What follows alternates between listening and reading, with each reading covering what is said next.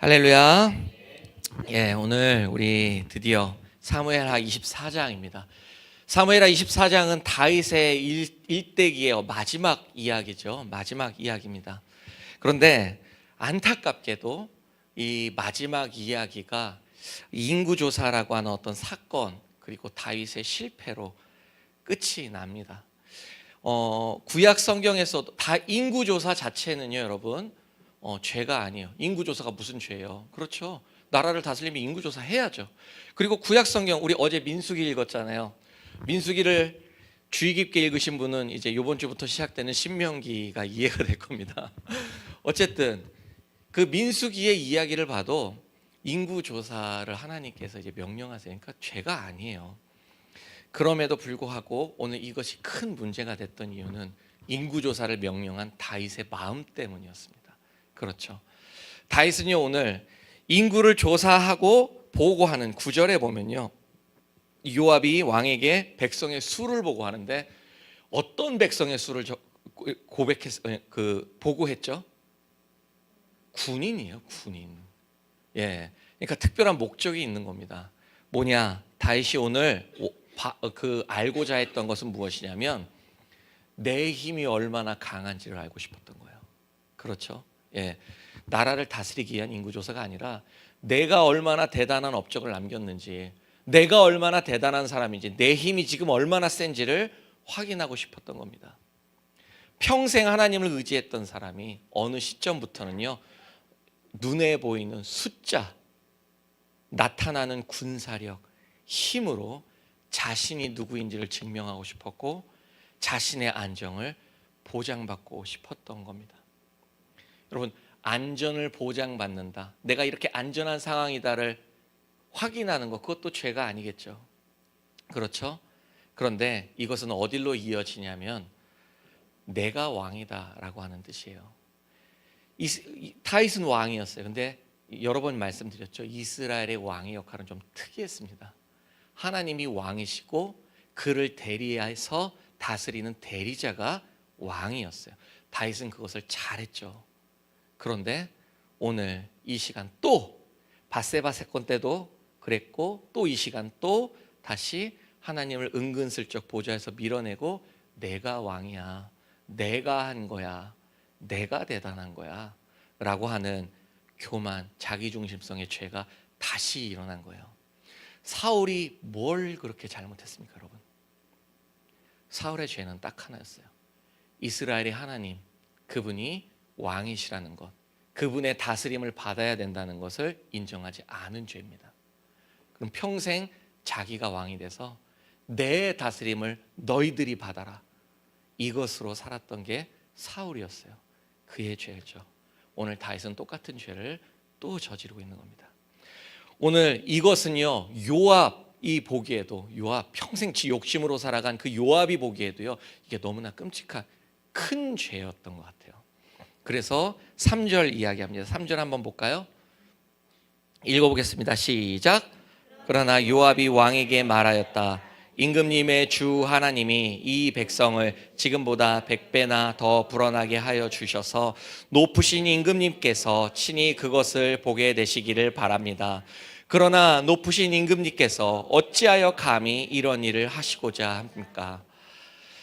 다윗은 요압의 충고도 듣지 않습니다. 오늘 그러면서 왕의 명령을 강요하죠.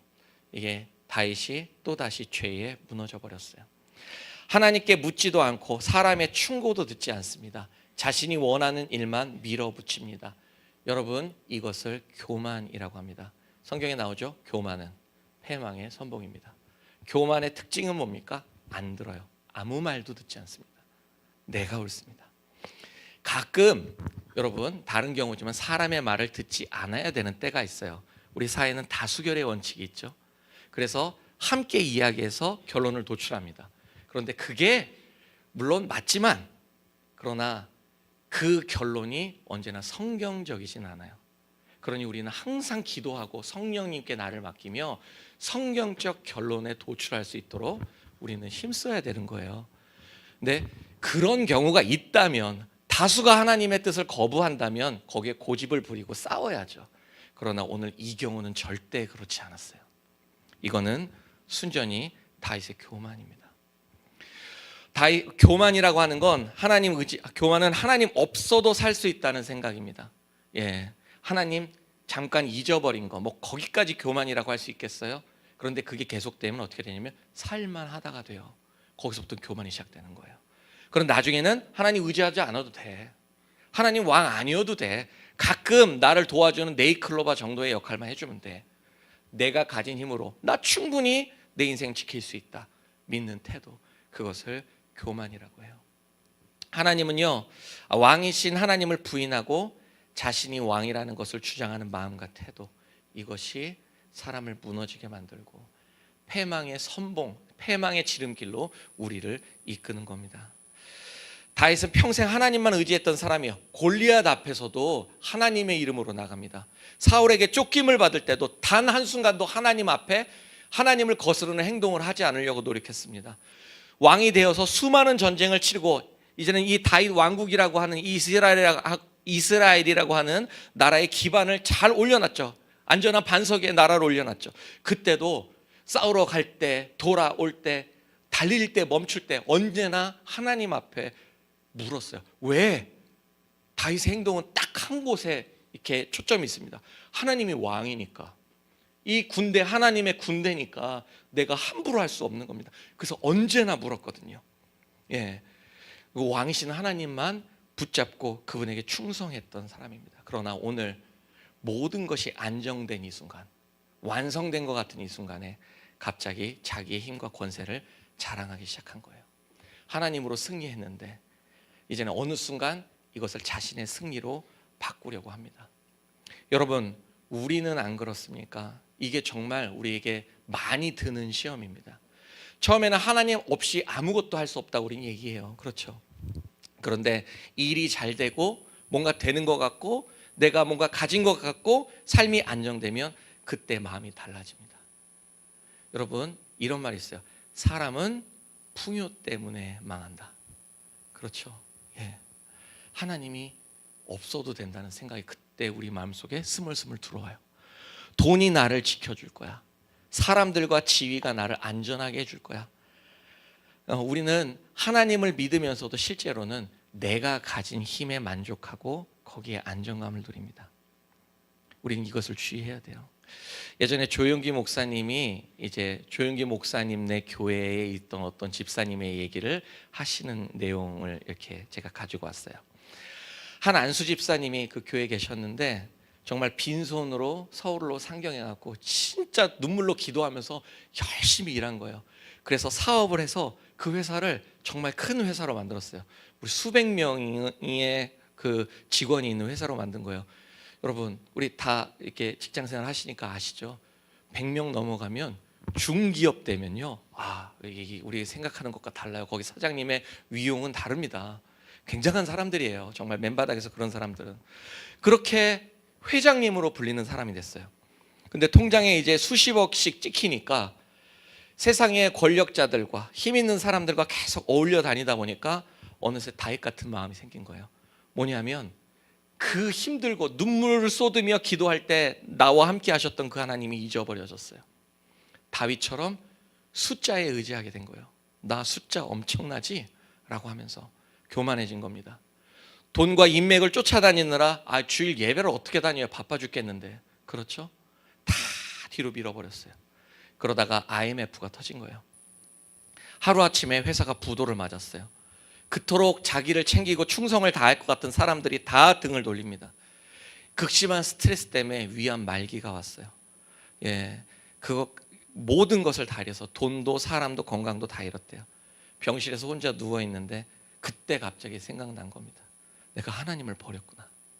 그래서 거기서 오늘 다윗처럼 막 눈물로 침상을 적시며 괴로워하며 기도했대요. 그리고 그날 이분이 고백했답니다.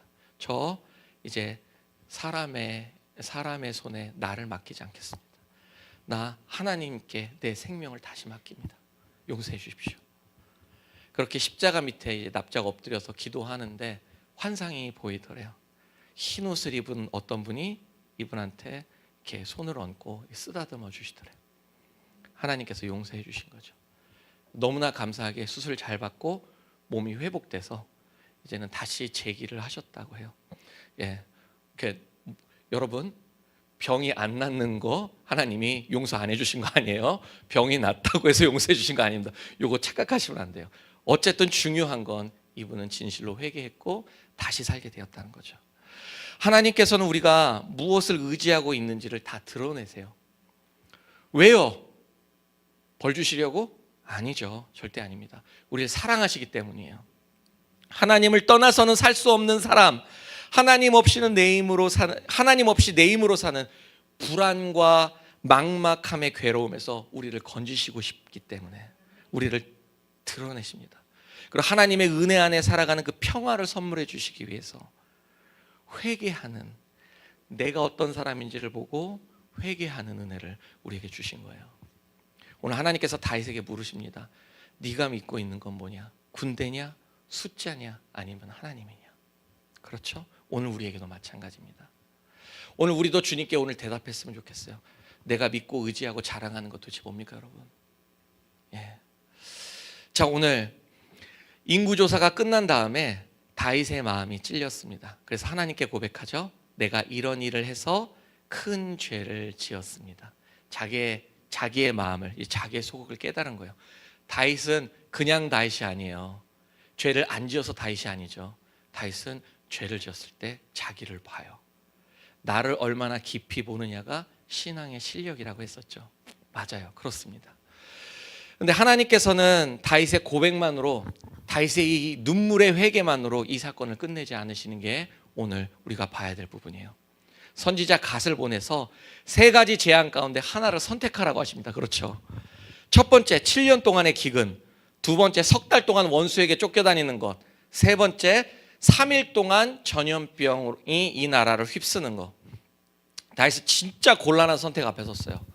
어떤 선택도 무겁지 않은 게 없습니다. 어떤 선택을 해도 죽는 거예요. 이거 다 죽는 겁니다. 그렇죠? 세 가지 선택 중에 가벼운 거 있어요? 없어요. 지금 다 죽는 겁니다. 근데 우리는 여기서 궁금한 게 있어요. 하나님께서 재앙을 정하셔서 그냥 쾅 내리셔도 됐는데, 그렇죠? 근데 왜 굳이 이 끔찍한 재앙을 셋 중에 하나를 선택하라고 하는 겁니까? 너무 잔인하신 거 아니에요? 그냥 내가 죽을 죄 진 건 알고 있고 하나님 그냥 쾅 벌을 내리셔도 그냥 내가 달게 받겠어요. 그런데 뭐 그렇게 그 앞에 세우고 싶으셔서 셋 중에 하나 선택해라. 너무 잔인하게 느껴집니다. 여러분들, 우리 생각해 봅시다. 하나님은 왜 굳이 다윗에게 선택하라고 하셨죠? 우리가 지금까지 읽었던, 묵상했던 말씀을 쭉 생각해 보세요. 다윗, 사무엘하 11장 이후에 다윗은요, 여러분 기억해 보세요. 사무엘하 11장 이후로 다윗은요, 자신의 행동, 자신의 죄에 책임을 지지 않았어요. 다윗은 사무엘하 11장 이후로 책임을 피하고 회피하고 탓을 하며 살았습니다. 그런 태도를 반복해 왔어요. 밧세바를 범한 뒤 다윗은 죄를 감추려고 우리아를 죽였습니다. 그리고 모르는 척했어요. 자기의 죄에 대한 책임을 그냥 남 탓한 거죠. 그리고 인정하고 책임지지 않고 다른 사람에게 떠넘깁니다. 자녀들의 문제에서도 마찬가지입니다. 암논이 다말을 범했을 때 다윗은 화를 내면서도 책임지지 않아요. 눈을 감아버립니다. 압살롬이 암논 죽인 다음에 그 이후에도 근본적인 문제를 해결하지 않고 그냥 돌아서죠. 압살롬이 돌아온 뒤에도 만나지 않고 외면했고, 전쟁이 나도 여러분 진짜 황당한 거예요. 압살롬에 대한 처결을 말하지 않아요. 전쟁 나가요. 압살롬의 군대랑 우리 이제 붙어요. 그래서 요압이 군대 이끌고 나갔죠. 그러면 얘기해야 될 거 아니에요. 압살롬 잡아와. 저거 재판정에 서갖고 내가 저건 재판할 거야. 라고 하든가, 아니면 그래, 아들이 죽는 거는 어떻게 아버지가 보겠습니까? 그러면 붙잡아서 저거 유배시킬 거니까 붙잡아와 생포해 명령을 내려야죠. 거기도 다윗은 자기 책임을 회피한 거예요. 압살롬을 죽이지 말아 주십시오. 뭔 소리입니까 이게? 그렇죠? 그러니 요압이 압살롬 만나자마자 죽인 거예요. 우리 왕은 쟤 어떻게 못해? 하고, 압살롬도 나쁜 사람이지만 다윗도 자기의 책임을 회피하고 외면했어요. 왕으로서, 아버지로서 해결해야 할 문제를 외면하며 살았습니다. 자신이 책임져야 되는 상황에서 매번 책임을 지지 않았어요. 그 결과가 뭡니까? 가족의 문제에서 시작해서 나라 전체의 문제로 확대되고 죄 없는 백성들이 엄청난 희생을 치렀죠. 우리 본문에는 기록되지 않았지만 다윗의 삶 전체를 돌이켜보면 하나님께서 재앙을 선택하게 하신 일은 왜인가? 오늘 이 다윗의 태도와 관련이 있다고요. 하나님의 징계와 책망의 목적은 죄에서 해방시키는 거예요. 구원하고 회복시키는 겁니다. 그렇죠? 그래서 지금까지 다윗이 자기의 죄에서 해방되려면요, 지금까지 마땅히 해야 됐지만 하지 않았던 그것, 하나님은 다윗에게 이제 더 이상 네가 져야 되는 책임 회피하지 마라, 그것을 가르치신 거예요. 그래서 선택하게 하신 겁니다. 네가 왕이야, 너의 죄야. 그러면 네가 선택하고 그 결과도 네가 오롯이 책임져라.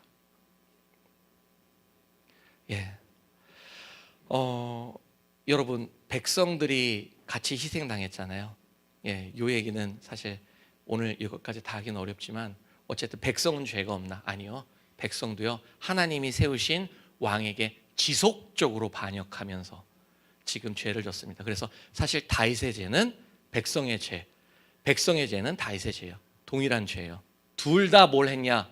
하나님을 왕으로 여기지 않은 거예요. 그래서 어쨌든 같이 죄를 받습니다. 자, 어쨌든 그렇습니다. 그래서 오늘 다윗은요, 그 다윗이 했던 그 모든 죄, 왕으로서 책임져야 되는 백성의 죄를 오늘 책임지라고 하나님이 요구하신 거예요. 그래야 다윗이 회복됩니다. 이소부와 그 도둑과 어머니라는 이소부와 얘기 아십니까? 한 아이가 학교에서 친구 책이랑 돈 같은 거를, 장난감 같은 거를 막 훔쳐서 집에 가져왔어요. 그러나 어머니는 아이를 꾸짖지 않습니다. 왜? 우리 애는 소중하니까. 그렇죠? 우리 애가 도둑질한 게 아니야. 걔가 우리 애를 도둑질하도록 유도한 거야. 그런 소리 요새 엄청 많이 듣잖아요. 우리 애를 도둑질하도록 유도한 거야. 그래서 오히려 아이를 칭찬합니다. 아이고, 참 영리하기도 하지. 아무도 눈치 못 챘어? 너는 어쩜 이렇게 날쌘니? 그래, 괜찮아. 들키지만 안 하면 좋은 거야. 그리고 넘어가 버렸어요. 아이는 생각했습니다. 훔쳐도 괜찮아. 들키지는 않으면 되는구나. 나는 뭘 해도 잘했다고 엄마한테 칭찬받는구나. 그래서 그때부터 옷을 훔칩니다. 돈 훔칩니다. 점점 값비싼 물건을 훔칩니다. 근데 어머니는 그때마다 어떻게 하죠? 잘했다고 칭찬하거나 아니면 아이의 잘못을 외면해 버렸어요. 세월이 흘러서 아이가 어떻게 됐을까요, 여러분? 큰 도둑이 됐어요. 경찰한테 잡혀서 사형 선고를 받게 됩니다. 형장으로 끌려가는데 아들이 울면서 따라오는 어머니를 딱 발견했어요. 그래서 마지막으로 할 말이 있으니 어머니 가까이 오세요. 그래서 어머니를 부릅니다. 어머니가 가죠. 그래서 말하고 싶으니까 가까이 오세요. 귀를 이렇게 댑니다. 그래서 어떻게 했죠? 아들이 어머니 귀를 물어 뜯어버려요. 그러고서 소리칩니다. 어머니가 그때 내가 작은 물건 훔쳤을 때 나를 혼냈으면, 그때 그게 잘못한 거라고 나한테 얘기해 줬으면 내가 여기까지 안 왔을 거 아닙니까? 근데 왜 그때 내가 잘못했다고 말해주지 않았습니까? 라고 얘기해요. 그리고 그것 때문에 제가 이 자리에 있습니다. 그리고 사형을 당했대요. 그런 얘기했어요. 아들도 나쁜 놈이죠. 지가 잘못해놓고서 또 엄마한테 다 뒤집어 씌우는 거예요. 사람의 본성이 이래요. 어쨌든 간에. 어쨌든 여러분, 죄는 보이지 않는다고, 잊어버린다고 덮어놓고 사라지지 않습니다. 반드시 그 열매와 대가가 나타나게 돼 있는 거예요.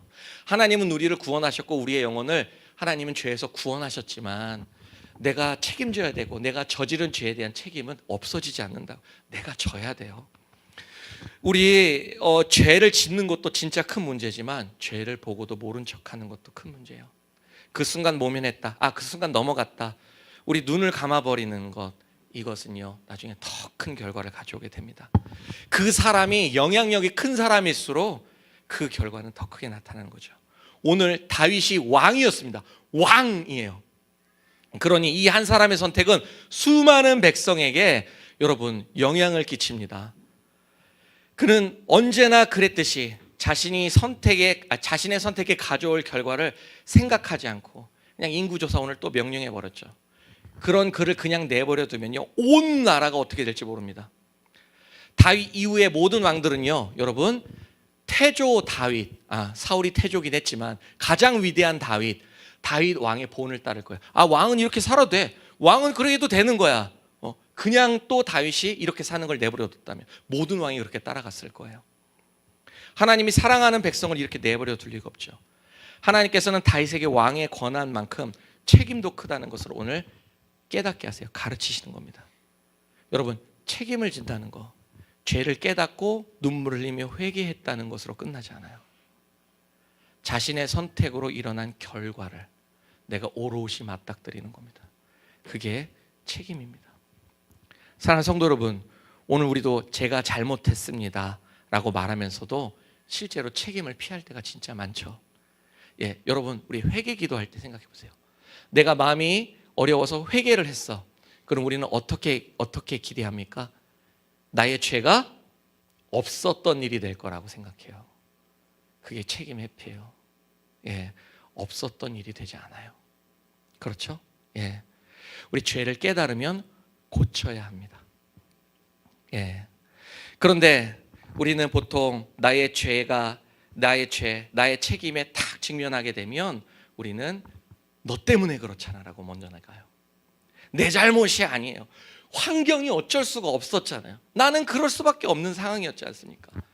그 문제는 저 사람 때문에 일어난 거잖아요. 내가 뭘 잘못했어요? 내 죄가 1이라면 저 사람은 100이에요 라고 하면서 계속 그것을 피하려고 하죠.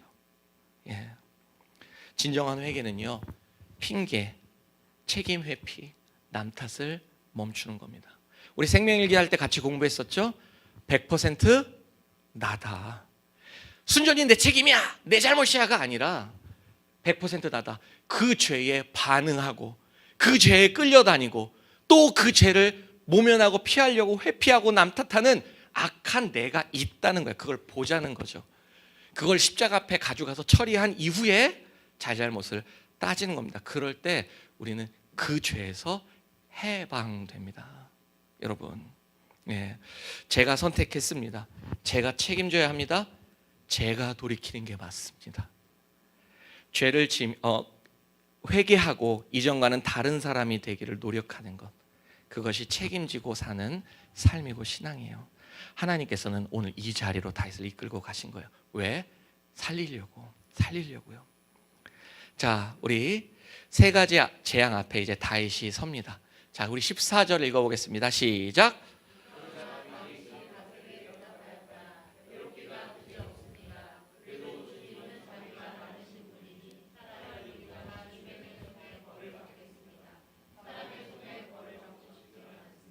그래요.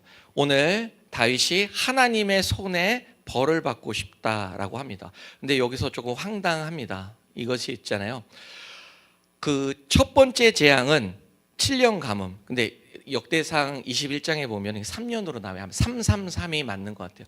7년은 오기였다고 이야기합니다. 어쨌든 3년 가뭄, 3개월간 원수에게 쫓기는 것, 3일간의 전염병이에요. 그럼 여러분, 왕이 지가 책임을 져야 된다면, 내 죄라는 걸 깨달았다면 뭐 선택해야 됩니까? 셋 중에 지금 3개월 쫓겨다니는 거. 그렇죠. 근데 황당하게 하나님의 손에 맡긴다 하고서는 전염병 다 같이 죽는 거를 택하는 거예요. 자기 혼자만 쫓겨다니지.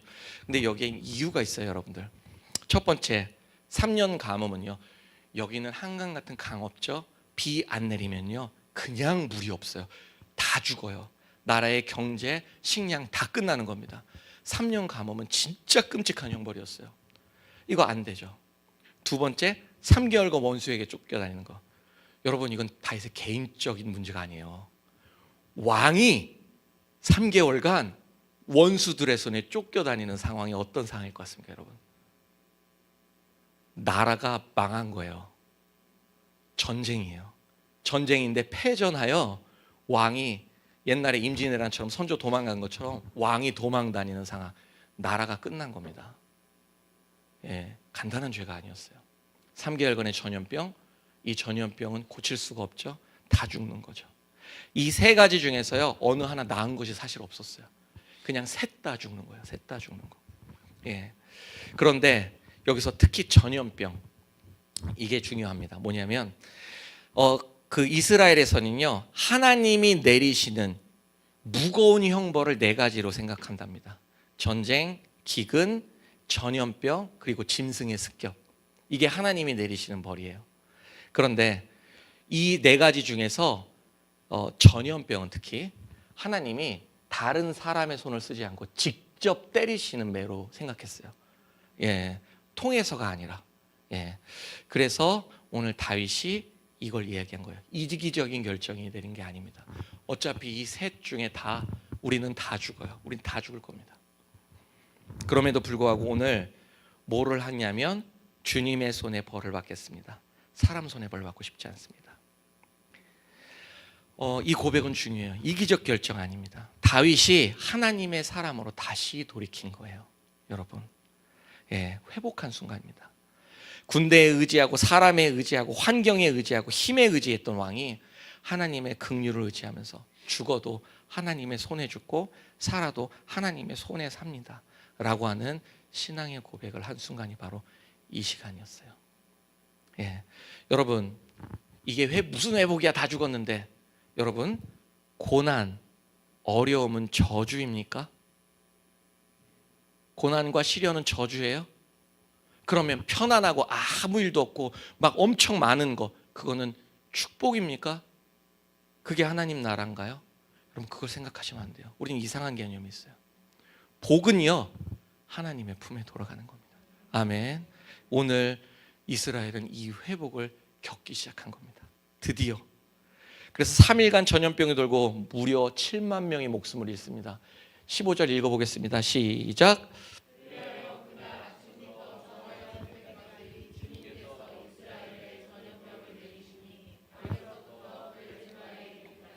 백성 가운데서 죽은 사람이 7만 명이나 되었다. 다윗이 아까 자랑했던 게 뭐죠? 130만 명에 달하는 병사였어요. 이야, 굉장하죠, 진짜. 이 군대를 유지하는 것도 엄청난 거예요. 그 대단한 숫자로 자신을 높이고 싶던 시도를요, 하나님이 한순간에 깨 부셔버립니다. 3일 만에 7만이 쓰러졌어요. 한 달 지나면 어떻게 됐을까요? 이스라엘 끝장나는 거예요. 그렇죠? 130만이 아니라 1300만 명이라도 하나님이 보호 없으면 겨우 병 앞에서도 이렇게 무슨 낙엽처럼 쓰러지는 이것이 우리라는 것을 보여줍니다. 그래서 다윗이 뭘 하냐면 이때 다시 하나님께로 시선을 돌리게 된 거예요. 하나님이 이것을 가르치십니다. 여러분, 하나님께서는요, 왜 이렇게까지 다윗을 다루실까요? 왜 이렇게까지 하나님은 사람을 바닥으로 내리실까요, 여러분? 예, 여러분 잘 들으세요. 다윗은요, 개인의 인생을 살아간 사람이 아니었어요. 그는 하나님과 백성 사이에 굉장히 중요한 역할을 하는 왕이었습니다. 나기드였어요. 왕의 가장 중요한 사명, 나기드의 중요한 사명은 백성을 다스리는 게 아니에요. 백성이 하나님을 의지하도록 인도하는 게 나기드의 사명이에요. 주된 사명입니다. 나머지 것들, 군사, 정치, 경제, 그거는 그 이후의 이야기고. 그렇죠? 그가 마음을 바르게 먹고 하나님의 말씀에 순종하면 온 백성이 그 영향력 아래에서 하나님을 쳐다봅니다. 반대로 왕이 마음이 딱 삐뚤어지잖아요. 그러면 그때부터 왕이 욕심과 욕망과 교만으로 살게 되면 온 백성 역시 하나님을 버리고 자기의 욕심과 욕망과 정욕으로 그것을 삶의 목적으로 삼고 살아요. 예, 하나님의 나라가 망해요. 죄의 종이 되는 겁니다. 왜? 왕이 그렇게 대단해? 대단해요. 왕은요, 여러분, 왕이 있어요? 그러면 그 왕의 상징은 뭐냐면 이 나라에서 가장 성공한 사람은 왕이에요. 모든 백성, 모든 사람은요, 뭘 꿈꾸며 사는지 아세요? 왕을 꿈꾸며 살아요. 그 사람이 하는 행동, 그 사람이 사는 방법이 이 나라의 삶의 목적이 되는 거예요. 그 사람이 살아가고 추구하는 그것이 이 나라의 가장 귀한 가치가 되는 겁니다. 왕은 그런 존재예요. 왕이 잘못되면 다 다른 길로 갑니다.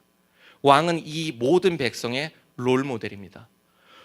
왕은 진짜 잘 사는 삶이 무엇인가를 눈으로 보여주는 예시가 왕입니다. 그래서 왕의 삶의 목적과 태도는 그 나라의 목적과 방향과 가치가 돼요. 열왕기서 보세요. 왕이 하나님 앞에 겸손한 왕이 쓰잖아요. 나라가 막 흥해요. 한순간에 그렇게 돼요. 하나님 딱 버리고 교만한 왕이 쓰잖아요. 나라가 한순간에 추락합니다. 한순간에 그렇게 돼요. 예. 이것이 오늘 우리에게도 동일하게 적용되는 겁니다, 여러분. 하나님께서 쓰시는 사람, 하나님께서 사용하시는 사람, 하나님의 백성들에게는요, 특별한 공동 사명이 있습니다. 뭔지 아십니까, 여러분? 공동 사명, 우리 모두에게. 하나님과 사람의 관계를 연결해 주는 거예요. 복음을 전하고 기도하고 사랑으로 품고 가르치며 하나님을 알게 하는 겁니다. 그게 우리 모두의 공동 사명이에요. 사람들에게 하나님을 보여주고 하나님의 사람으로 살게 하는 사명이 있어요. 그러기 위해서는 먼저 우리가 뭐가 돼야 됩니까? 하나님 없이 살 수 없어요를 깨달아야 돼요. 만약에 그거 없이 내가 하나님 믿는다고 하지만 내 능력으로 살아요. 내 능력이 막 높아져 하나님 믿었다고. 그것으로 사는 사람은 사람을 그렇게 이끄는 거예요. 야, 다 필요 없어. 하나님 믿으면 좋은 대학 가고 좋은 직장 가고 돈 많이 벌고 이게 돼. 나 국회의원 친구야. 그렇게 하시는 분 봤어요. 그 말. 나 대형 교회의 오른팔 목사님의 내가 친구야. 난 국회의원하고도 친구고 누구랑도 친구야 하면서 소그룹 모임을 이끄는 모임장이 있었어요. 그 사람의 얘기를 들었어요. 그런 사람도 있습니다. 실제로. 내 힘으로 사니까 사람을 그렇게 이끄는 거예요. 경험을 믿는 사람은 자기 기준에 맞춰서 사람을 거기로 끌어가게 하죠. 자기 힘을 의지하는 사람은 사람들에게도 나를 의지하게 만듭니다. 예, 우리는 이런 잘못을 진짜 많이 해요. 저도 이런 잘못 진짜 많이 했어요. 많이 하고 있고. 그래서 정말 매일 십자가 앞에서 죽고 있습니다. 지금. 하나님께서 원하시는 사람은요, 다른 사람을 자기에게 끌어오는 사람이 아니에요. 하나님께 가도록 하는 사람입니다.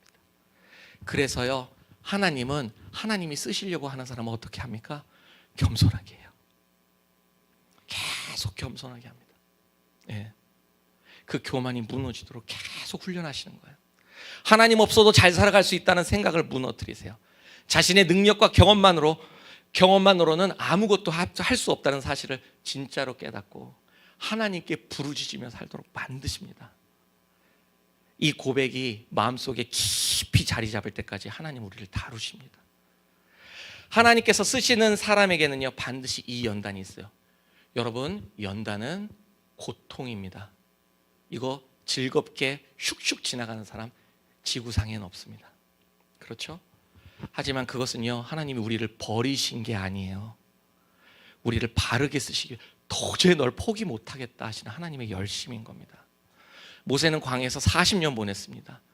80세가 돼서야 하나님 앞에 쓰임을 받았는데, 어제 민수기 읽었죠? 거기에 모세는 어떤 사람이라고 나와요? 모든 사람 중에 가장, 뭐라고 표현했죠? 옛날 성경으로는 온유한 자다. 우리가 읽은 세번역에서는 겸손한 사람이라고 그랬죠. 그래요. 그렇게 만드신 거예요. 베드로도요, 자신의 힘으로 예수님 따라갈 수 있다고 생각했죠.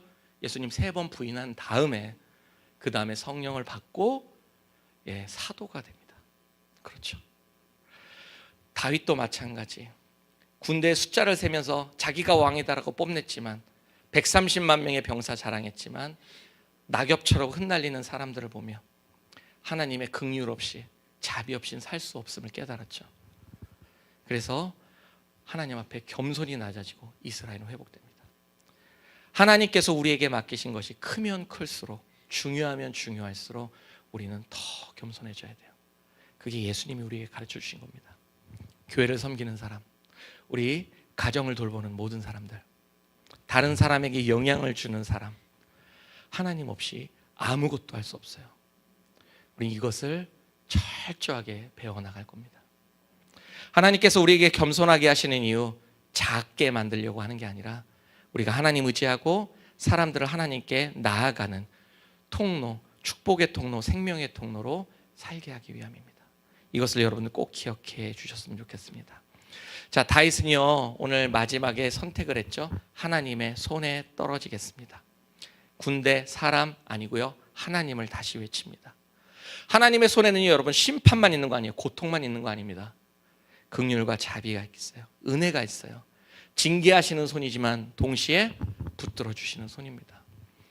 다윗은 죄를 짓고 하나님께로부터 도망갔어요. 자신의 죄를 잊은 것처럼, 기억하지 못하는 것처럼 자신과는 상관없는 일인 것처럼 행동했습니다. 그러나 이제 그의 마음이 다시 겸손해져요. 그러고서 뭘 합니까? 너무나도 두렵지만 하나님을 다시 불러요. 여러분, 이게 성도의 축복이에요. 우리 잘못했을 때 우리도요, 하나님 안 보려고 해요. 기도 안 해. 하나님께 어떻게든 도망치려고 합니다. 교회 얘기하지 마. 지금 여기서는 이럽니다. 그렇죠? 기도 멈추고 말씀도 안 봐요. 숨으려고 합니다. 하지만 여러분, 죄를 지었을 때, 내 죄를 깨달았을 때 우리가 제일 먼저 나가야 될 곳이 어디입니까? 하나님의 품입니다. 하나님께서는 우리를 책임의 자리로 부르세요. 그래서 내가 잘못했다, 그리고 책임져야 된다 말씀하십니다. 파멸시키고 어렵게 하시려고? 아니요, 돌아오게 하시려고. 그래서 예수님이 그 말씀하신 거예요. 책임진다니까 너무 무겁죠? 예수님 그 말씀하셨어요. 수고하고 무거운 짐진 자들아 다 내게로 오라. 내가 너희를 쉬게 하리라. 예수님이 같이 지어주신대요. 이건 세상 누구도 누리지 못한 우리의 특권입니다. 그리스도 예수 안에서 우리는 그 긍휼을 맛봤고요, 언제든 주님 앞으로 나갈 수 있는 자녀가 되었어요. 오늘 우리는 그러한 사람으로 살았으면 좋겠습니다. 하나님, 내가 진짜 인정할 수가 없었는데 이건 내 죄고 내 옛사람이 맞습니다. 내가 피해 다녔습니다. 그리고 다른 것을 의지하면서 자꾸 잊어버리려고 다른 것을 의지했습니다. 아니에요. 저는 주님 없이 살아갈 수 없습니다. 주님 저를 받아주십시오. 그럼 우리를 은혜의 자리로 부르세요. 어김없이. 여러분, 이것을 믿고 우리 죄에서 도망다니는 그 죄의 종의 삶, 두려워 떠는 그 이방인의 삶, 우리 여기서 벗어나서 하나님의 자녀로 삽시다. 우리 말씀 정리할게요. 우리는 숫자와 힘을 내려놓아야 돼요. 우리가 믿고 있는 숫자 도대체 뭡니까, 여러분? 그 힘 뭡니까? 그리고 그게 되지 않았을 때 우리는 어김없이 나오는 변명과 핑계와 회피, 남 탓을 포기해야 합니다. 안 해도 돼요. 그거 책임을 져야 합니다. 하나님의 손이 우리를 붙들고 계세요. 하나님의 손에는요, 긍휼이 있고 회복이 있고 우리의 삶이 있어요. 여러분, 우리의 숫자는 매일 왔다 갔다 해요. 좀 올라갔으면 좋겠는데 살아보니 점점 떨어지는 것 같은 느낌이에요. 우리의 숫자는 작아지지만 하나님의 긍휼은 언제나 크십니다. 우리의 힘은 무너지지만 십자가의 은혜는 절대 무너지지 않습니다. 우리 그 하나님 바라보며 살았으면 좋겠습니다. 3가지 질문 우리 한 주 동안에 스스로에게 해보시기 바랍니다. 첫 번째, 나는 오늘 어떤 숫자를 바라보며 나의 안전과 가치를 누리고 있나? 두 번째, 그동안 피해왔지만 결국 내가 져야 하는, 기도하며 울며 져야 하는 책임은 무엇이었을까? 세 번째, 하나님이 지금 나를 겸손하게 연단하시고 있는 그것은 도대체 무엇일까? 우리 한 주 동안에 깊이 묵상하고 오직 주님뿐이십니다 고백할 수 있는 우리가 되기를 주님의 이름으로 축원합니다.